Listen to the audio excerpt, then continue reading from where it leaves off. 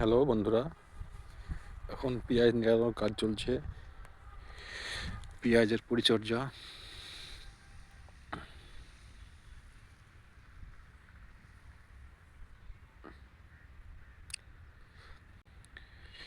ঠিক সময় পরিচর্যা না করলে আগাছা হয়ে যাবে, তার জন্য সময় মতো আগাছা পরিষ্কার করতে হয়।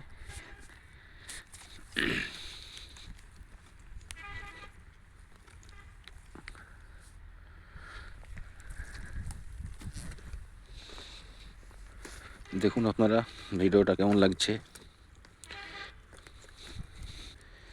এই শীতের সকালে কুয়াশার মধ্যে এসে ভিডিওটা করলাম।